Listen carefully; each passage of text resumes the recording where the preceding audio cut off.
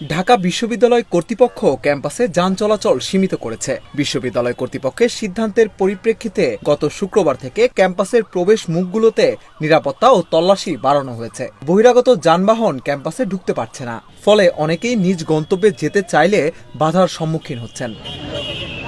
আমরা এখন ঢাকা মেডিকেল যাব, বহু অসুস্থ। এখন ঢাকা মেডিকেলের রাস্তা যদি বন্ধ করে রাখতো না, আমরা কিভাবে যাবো? আমাদের কই স্বাধীনতা পাইলাম? এই যে এখন তো দেখেনি এখান থেকে আটকে রাখছে, আপনি তো ওই যে একটা হুন্ডো আটকে গেছে দেখেন, আমাদের কাছে ফাইলও আছে। আমরা এখন কি করবো বলেন? তো আমাদেরকে হরানি ভাইয়া, কিছু বলার নাই, এটা হয়রানি হচ্ছে, উপকারের থেকে ক্ষতি হচ্ছে ভাইয়া। এইটা তো ঢাকা বিশ্ববিদ্যালয়ের গাড়ি দেখতে পাচ্ছি, তো তারপরেও হয়রানি হচ্ছে। আমি সাধারণ মানুষ হয়ে বলতেছি, সবারই হয়রানি হচ্ছে। ঢাকা মেডিকেল আছে, তারপর সামনে আরো অনেক কিছু প্রতিষ্ঠান আছে, এখানে সবাই এসেনশিয়াল কাজই আসতেছে, তো মানুষের ক্ষতি হচ্ছে, বুঝছেন? এইটা আসলে কোনো সিস্টেম না। যদি একটু বিশ্ববিদ্যালয় প্রশাসন দৃষ্টি আকর্ষণ করে, আমার মনে হয় উপকার হবে, কারণ এখানে যে যানজটটা হচ্ছে এটা আরো ভোগান্তি বাড়াচ্ছে। এদিকে ঢাকা বিশ্ববিদ্যালয়ে যান চলাচল সীমিত থাকার ফলে বিশ্ববিদ্যালয়ের প্রবেশ পথগুলোতে তৈরি হচ্ছে তীব্র যানজট। গতকাল বুধবার শাহবাগে ঠিক 5টায় বন্ধ করে দেওয়া হয় ঢাকা বিশ্ববিদ্যালয়ের প্রবেশ পথ। এ সময় রাস্তায় আটকে পড়ে মোটর বাইক, প্রাইভেট কার, বাস সহ রোগী বহনকারী অ্যাম্বুলেন্স। অনেকক্ষণ ধরে আটকে আছি, কিন্তু রুগীটা নিয়ে যাইতে পারতাছি না। কি যাইতে দিচ্ছেন আপনাকে? হ্যাঁ, আমরা যাইতে পারতাছি না। ওই থেকে আসছেন আপনারা? আমরা তো এই হাসপাতাল থেকে আসছি। এখন আমরা তো বুঝতে পারতাছি না কি ভোগান্তি আমাদের, আর কি ভোগান্তি ছাড়া আর কিছু।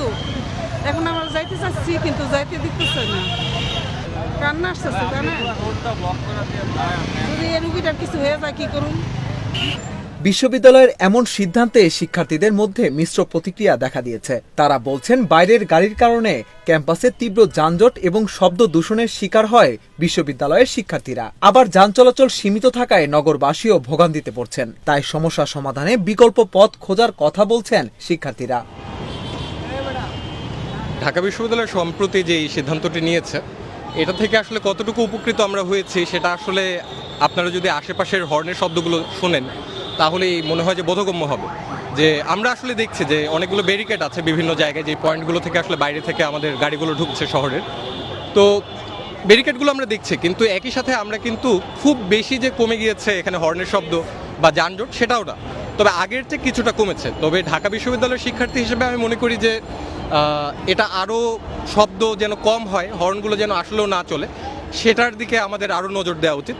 কিন্তু একই সাথে আমার মনে হয় যে নগরবাসীর যে একটি ভোগান্তি তৈরি হয় এদিক দিয়ে না যেতে পারার কারণে, সেটাও আমার মনে হয় যে প্রশাসনের বা এর সাথে সম্পৃক্ত যে ডিপার্টমেন্টগুলো রয়েছে সরকারের, তাদের আসলে এটি নিয়ে কাজ করা উচিত, যাতে ঢাকা বিশ্ববিদ্যালয়কেও আমরা দূষণমুক্ত এবং শব্দমুক্ত রাখতে পারি, যানজটমুক্ত রাখতে পারি, এবং নগরবাসীর ভোগান্তিও যেন কমানো যায়। এটা একটু উত্তর দেওয়া একটু জটিল, এটা যে কোনো একরৈখিক জায়গা থেকে দেখলে একটু মুশকিল হবে। এটা একটা ইউনিভার্সিটি, পড়াশোনার পরিবেশ নিশ্চিত করা একটা দায়িত্ব। কারণ ধরেন একটা ছেলে এক হল থেকে আরেক হলে, বা একটা মেয়ে লাইব্রেরি থেকে তার হলে যেতে যদি 1-1.5 ঘন্টা সময় লেগে যায় জ্যামের কারণে, সে ব্যাপারটা আমাদের কনসিডারেশনে নেওয়া দরকার। এটা একটা ব্যাপার। কিন্তু একই সাথে আবার ঢাকার এরকম সেন্ট্রাল একটা জায়গায় বসে আমি যদি বলি যে চারিদিক থেকে আমি বন্ধ করে রাখবো, পুরোপুরি প্রাইভেট, আর যেহেতু এটা একটা পাবলিক ইউনিভার্সিটি, জনগণের টাকায় চলে, জনগণের ট্যাক্সের টাকা ইউনিভার্সিটি চলে, তাহলে আমার কাছে যেটা মনে হয়েছে যে এর একটা যৌক্তিক সমাধান জরুরি ছিল। উভয় পক্ষের আলোচনা সাপেক্ষে বিকল্প রাস্তা তৈরি করা বা ফ্লাইওভার তৈরি করা, সেগুলো করা যায় কিনা। মানে এটা তো আমরা গত 2-3 বছর ধরে দেখতেছি যে ঢাকা বিশ্ববিদ্যালয় ক্যাম্পাসের ভেতরে উত্তরোত্তর এক প্রকার অবাধ যান চলাচল দেখছি, অনেক মানুষের ভিড় দেখতেছি। ফলে একটা বিষয় তো ঠিক যে ক্যাম্পাসের যে শিক্ষার পরিবেশ বা স্টুডেন্টদের যে কমফোর্ট, সেটা ব্যাহত হচ্ছে। এবং একটা পর্যায়ে এমনও হয়েছে যে বইমেলার সময় এত মানুষ হয়, ছাত্র এবং ওই আগত জনতার মধ্যে এক প্রকার সহিংসতার ঘটনা আমরা দেখতে পেয়েছি। এবং এটা যদি কোনোভাবে নিয়ন্ত্রণ করা না যাইতো, তাহলে এই বইমেলায় একই ধরনের ঘটনা ঘটতে পারতো। এখন এটা আমরা বুঝি যে ঢাকা শহরে বিনোদন কেন্দ্রের অভাব, এবং সেই অভাবের কারণেই এই পরিমাণ মানুষের এখানে ছুটে আসা। কিন্তু আরেকটা বিষয় হচ্ছে বিশ্ববিদ্যালয়ের যে পরিবেশ, সেটাও তো এরকম হওয়ার কথা না। একটা বিশ্ববিদ্যালয়ে স্বাভাবিকভাবে যেই পরিমাণ মানুষের চলাফেরা করার কথা, সেটা জনপরিসরের মানুষ হোক, সেটা বিশ্ববিদ্যালয়ের শিক্ষার্থী হোক, তার চেয়ে অনেক গুণ বেশি মানুষ বিশ্ববিদ্যালয়ে প্রতিদিন চলাফেরা করে। বিশ্ববিদ্যালয়ের এমন সিদ্ধান্তে হিমশিম খেতে হচ্ছে ট্রাফিক পুলিশদেরও। রাস্তা বন্ধ থাকায় নগরবাসীর ক্ষোভের মুখে পড়ছেন তারা।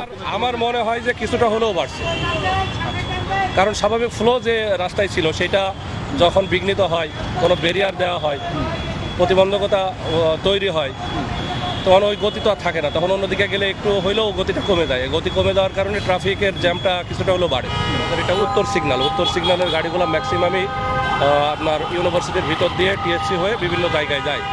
তো উত্তরে আমাদের এই বন্ধ হওয়ার কারণে উত্তরের ট্রাফিকের টেল যেটা বলে জ্যাম, এটা একটু বাড়তেছে এবং মানুষ আমাদের যখন আমরা এখান থেকে ঘোরাই দিতেছি তখন বিভিন্ন ধরনের প্রশ্নের সম্মুখীন হইতেছি।